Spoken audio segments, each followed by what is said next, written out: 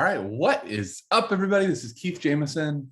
I go by GatorGuy231 on Twitter and Sorare. I am super excited for relaunch of some Sorare content. I'm calling Sorare Stateside. First and foremost, if you are finding this video, you probably, are either started thinking about Sorare or are in Sorare and know what an awesome platform it is. Started my journey back in January. Done a little content with one of my great good friends, Alex Hooper. We kind of fell off the content. Been dying to get back into it. Just haven't found the time. So I'm finding the time. All of a sudden, it's not easier by any means to find it, but just been nagging at me to get really get some stuff out here. One thing that it's a global game, right? It's not a ton of content over here from guys and gals from the US. So, there's some amazing content out there, like Sorare Andrews is out there. We've got guys like Nellis, Quinny, Harry Trades out there, both in and out all over the world. I just want to jump in the ring. And, I think one of the things that I'm going to try to do on this show, Sorare Stateside, is not only just have some conversations about Sorare, but I really want to try to give you guys some hard-hitting MLS content, picks, some top 10s, just some places to target.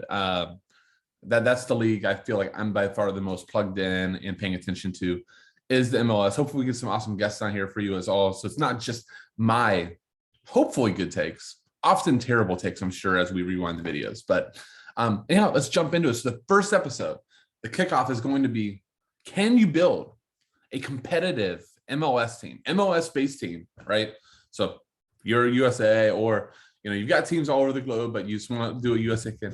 Can you build a competitive team for under $500 USD? Right now, as of January 14th, I'm going to go ahead and pull up the app right now. Let's see what Ethereum is trading at. About, we got a little dip there. So about 3,200. So, if we're going to go 5,000, or I'm sorry, 5,000. I'm already upping it by 10 times. 500 divided by 3,210. So we've got about 1.55 ETH. I think that my little sheet that I planned out ahead of time, I'm at 0.16. So we might have to make a change or two, but get the idea. Can we build a team that we could use in the most popular competition right now, Global All-Star, or I guess you could use in Champion America. But the point of this is, can you build a Global All-Star team of MLS-based players for under $500? And when I started this, like the most common complaint right now is Sorare, right? It's so expensive. Prices are going crazy for rares. I guess I'm gonna have to do limiteds, but I really want to play global because I can get ETH. I can get that 0.01 or 0.02 ETH every time I play, but it's just too expensive.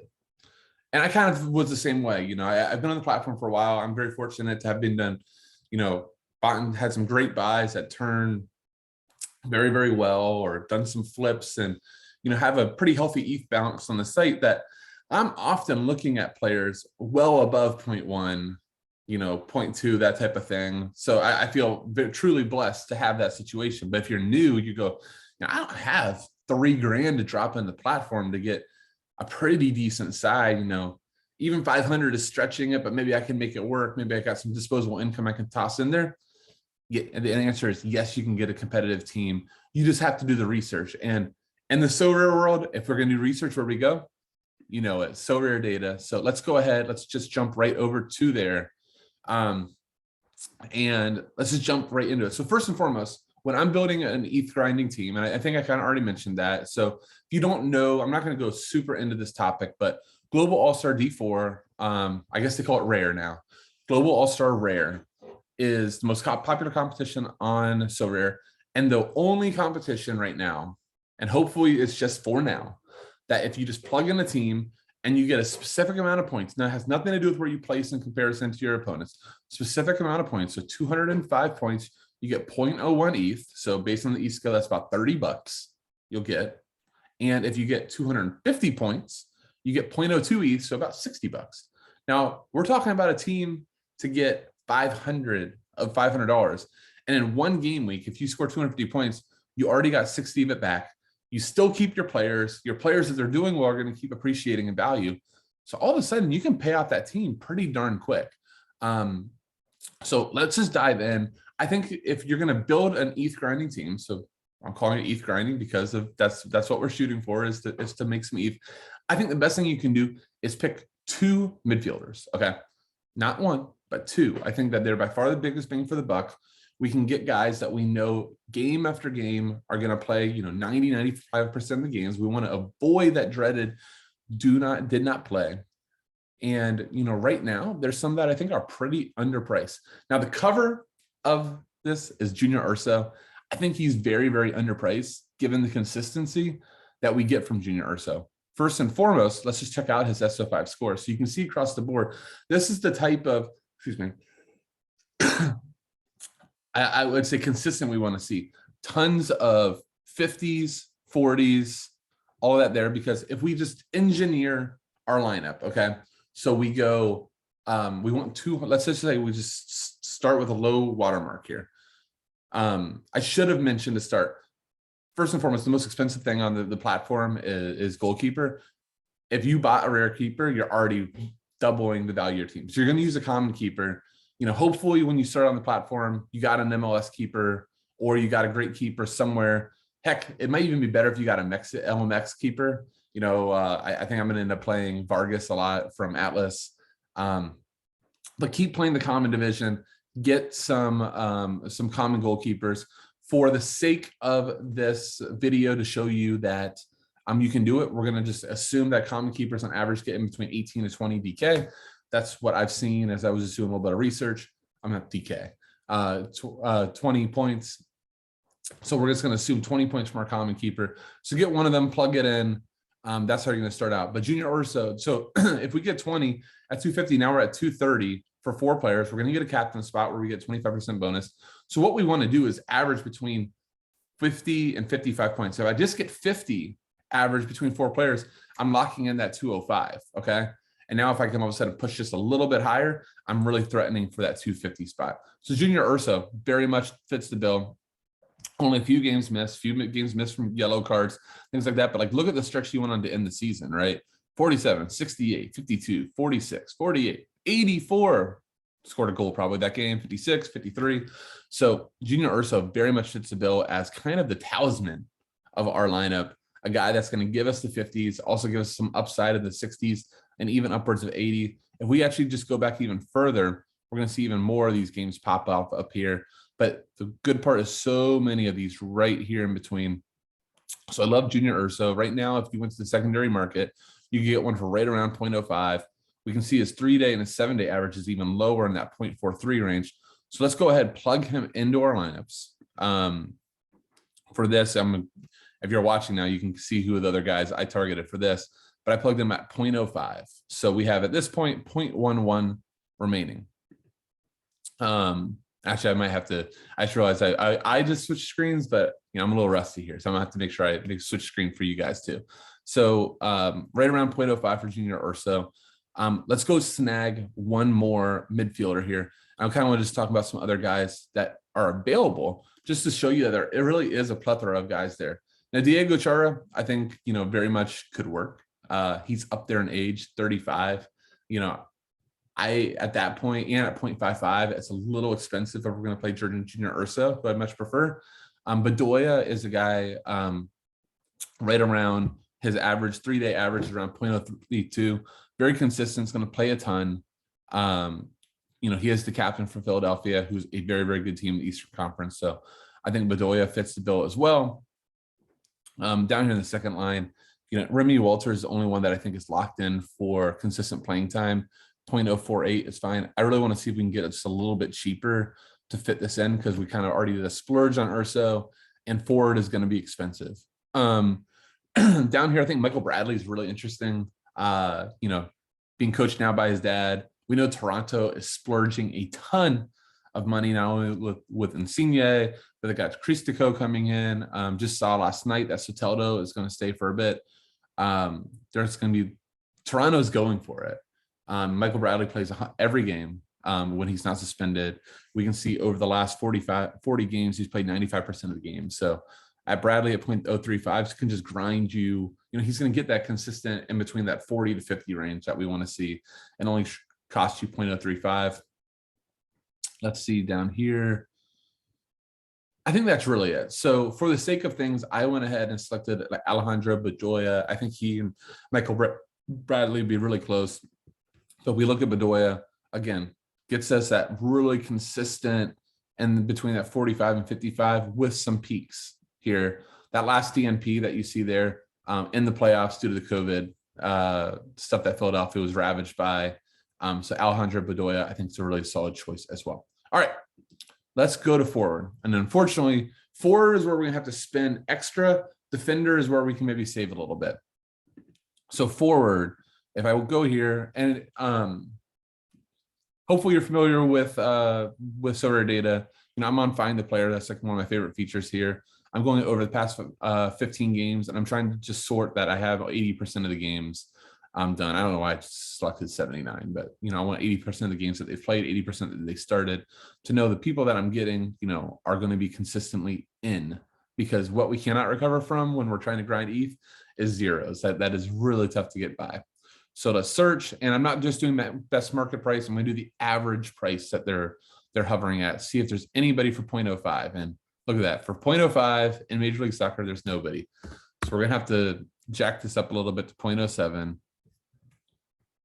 And actually, the guy I was looking is unfortunately a little bit down, but I'll explain why I'm a little interested in him. There we go. So at this price, I don't know why he's showing up. I would love Darwin Quintero. If you could find Darwin Quintero under 0.07, spend the little extra bit of ETH. I wanted Yuya Kubo. And so when I started this video, I started the research for this. I'm like, 0.043, he grinds in that mid 40s. I'm all about it. The problem with Yuya Kubo, I would definitely be researching him if this was me. But the card that's available for this is the midfielder card. So be very, very careful. You don't want the midfielder card of Kubo. We want the forward card, which is costing a lot more, 0.0697. There's one available right now, 0.11. And if we go to the ended offers, we can see here the forward card is selling for much more, 0.65, 0.57, 0.548. If you can get in that range, go for it. But I'm seeing more and more. I think that card is going to cost you 0.06 or higher. Maybe send out some offers when you get on the platform, see if you can get it. But for the sake of this video, we're going to actually look at Fabian Harbers. He's a guy for Chicago, so not a great team. But the one positive with Chicago is they've offloaded so many forwards that I think Harbers, unless they sign more people, it's going to be kind of a lock and load starter for them. They got rid of Beric, they got rid of Alceda. So that's two guys that were starting a majority of games. So I think Harbers is going to slide in that number 10 role. He can even play a little bit of striker for them as well. And, you know, he actually has okay scores for a forward. Remember, the forward on the Sorare scoring system is very, very up and down. Like a lot of times, even for guys that we're spending a lot for, it's did they score or did they get a bust? If they busted, they're going to get like 36 or 37 points. You get 35 just for starting. So to get an extra 2 points over, you know, 80, 90 minutes isn't great. But we can see Harbers in here. Some 46s, 47s, 40, 52, 46. These ones where you see them low, that normally, if you look at that decisive action, I'm sorry. If you look at that decisive score, 25, that means he didn't start. It means he subbed on. 41, 62 with a goal. There's that whopping 2.5 all around. So 2.5 other actions done in addition to the goal or assist. But we're playing him hopefully for the goals and assists. So Harbers at 0.5, okay? That's about as good as we're going to do for forward. I hope some other guys pop up. I much prefer Kubo. He does a little bit more all around. They give us a little more peripheral scoring. But for the sake of the budget, we're going to plug in Fabian Harbers and pray that Chicago doesn't sign anybody else. All right, let's go to defender. So just a quick tally of the amount spent.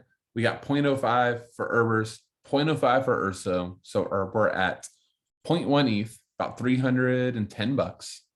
Midfielder, we're going to either select Alejandro Bedoya or Michael Bradley, maybe whoever we can get a better deal on at the time. So I went ahead and selected Bedoya. 0.032 is right around his average that you can get him for. So now we are at 0.132 spent. We have about 0.028 left, 0.025, depending on your math.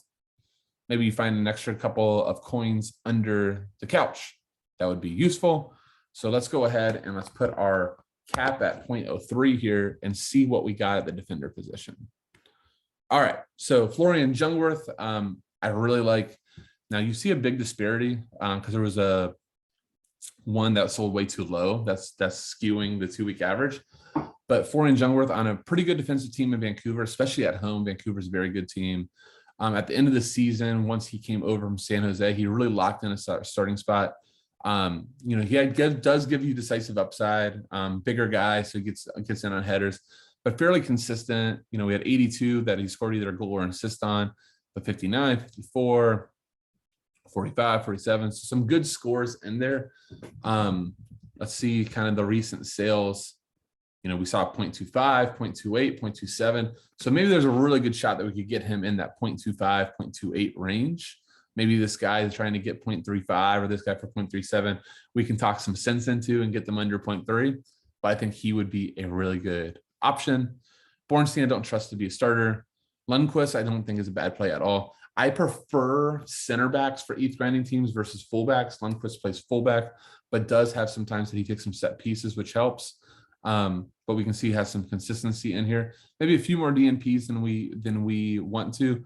But going off of the MLS data chart, depth charts, I can put the link for this. It's one of the MLS raters from MLS.com. But Lundqvist is projected to be starting left back. So I don't think it's a bad play. But again, I think center backs like Jungwirth give you a much better consistent floor. So I'd much rather go there. Ruan, fullback. Diabasi, if we have a little bit of extra salary, I think is my preferred defender option. We can see really consistent scores, plays almost every game. That would have been a red card suspension, I believe. Plays almost every game. If you ask Lairdinho, Andrew Laird, he has a super rare Diabasi that I think was part of the lineup that either won him as Carlos Vela or won him his Carlos Heel. So he's quite a big fan of Diabasi. But, if we can get him in that 0.3 range, I think that's really solid. Little bit above our budget right now. Steven Birnbaum was one of my final selections here. I believe he's still the captain for DC. Really turned it on at the end of the season. If you looked at this when he came back from a long injury, you're like, I don't know about this guy. Are we really targeting this guy? Zoom out pre-injury. You got some really good scores here. I think DC could be a pretty good team. Especially if maybe you have a Bill Hamid comment. That's a nice little pairing. Let's just go make sure there's nobody else that's popped up that we really like here. Tim Parker's okay. I don't really want to pay that price though for him. You could go Breck Shea. I think he's playing more of a midfielder. Miami's going to be terrible though. So I think he could get you some really, really low scores, but cheap enough there. Every once in a while pop off with a decisive, but we're looking for floor. We want guys closer to that 50 average than that. I think the only other guy that, excuse me here, that I'm really interested. I think Daniel Lovitz is a little underpriced. I remember for a time last year, he was trading in the 0.1, 0.12 range when he went on that nice little run here, right? We got some really good scores from Lovitz. The problem is because he plays wing back and he can lose possession a ton, which is really, really painful for defenders on Sorare. He pushes down. He doesn't give you the greatest score. He even has a 0 in here. Not great at all. But he does give you upside. So if you decide to go Lovitz, you want a little bit more upside. I get it. But for the sake of things, I'm just going to go ahead and say, and let me switch my screen share here. I'm going to say that we were able to negotiate a deal with one of those Florian Jungwirth holders, get him from about 0.2028 and got in at 0.16 for this team. So we had a common keeper. So 20 points. I'm going to go ahead and assume for average on them. Jungwirth, Bedoya, Herbers, and Urso is a ETH grinding team for 0.16, right around that range. And what I did, just illustrate, I picked 3 random game weeks. I had no choice or anything on them, just 3 random game weeks, took what they scored, and I just wanted to see what the results were. So game week 189, Jungwirth 38.6, Bedoya did awesome, 68.7. Fabian Herbers, a big fat 0, not great. Junior Urso had a great game, 67.6, 194.9 total, super close to the 0.01 threshold, just missed. If Fabian Herbers would have subbed on and got us 25 points, we're there. I did not put in the captain scoring here. If we would have captained either Bedoya or Urso, we would have made it. But I just wanted to see just flat numbers without that. And they are here. And I just realized I messed this up. This is what we get for going, just recording this before I double check my math. Anyhow, let's look at, is that right? Yeah, that's right. Okay, so 20, Jungwirth had a great game, 57.5. This is in game week 202, 35.9, 42.8, 68.9, 225.1. Depending on bonuses and captain scoring, we get really close. But for the sake of things, we made the 0.01 threshold, so somewhere around $30. And then game week 206 was great for this little team. 20 from the keeper. And look, I'm assuming 20 for the keeper. If you get a clean sheet and you get 60 from the keeper, even as you lose the common bonus, you're in the 30s. So that can really push you up too. So just understand there's some variance here. But Jungwirth 45, Bedoya hit his ceiling at 84.7. Herbers scored 62.5. Urso did what we wanted Junior Urso to do, 48.3. We got to 260 without any bonuses, 0.02 ETH. We got top threshold. Maybe we're even threatening for a card, depending on how everybody else did this week. So in just 3 weeks here, we made 0.03 ETH. That's almost a fifth of our profit back in just 3 weeks. You know, and we're going to get about 38, 39 game weeks out of this team. So hopefully you can see how, you know, you can make that money back. The great part about Sorare is because you own these cards. If all of a sudden they're on a run, you know, Junior Urso gets on a run, you bought him for 0.05, and now all of a sudden he's trading and people are buying him for 0.08, 0.09. Sell that card, bank those profits, maybe get another, you know, Junior Urso type that's not doing as well, and try to start saving up that we can upgrade that forward, upgrade that defender, or maybe save up for our first rare keeper. That's the beauty of this game and the progression. So I really do hope this helps. You know, maybe show you some hope that you can do it. You know, it's going to take a little bit of research, but you know, I personally enjoyed doing the research here, seeing the results that you could do this on a budget. And yeah, so that'll do it for the first video. Thank you guys so much for watching. If you did enjoy this, like, comment, subscribe to the channel. You know, I'm gonna have a lot more coming out there. I got a few videos planned, so hopefully have another one up by this weekend. And I would love it if you guys do think it's great. You know, if you are in little Sorare communities or you have friends that are thinking about it, you know, send them this video link. Hopefully this will help and give them a push to join the platform. And finally, if you are brand new, you haven't signed up yet, would love nothing more than if you did me the honor of using my Sorare referral link. If you buy, if you use a link, use somebody's link, even if it's not mine, use somebody's link, because when you win your first 5 auctions, you will get a free limited card. A free limited card will also come my way too. DM me. We'll talk about it. I'll gladly help you get your team started as repayment for using the link. So that is there as well. All right. Thank you guys. With that, I will say, see you.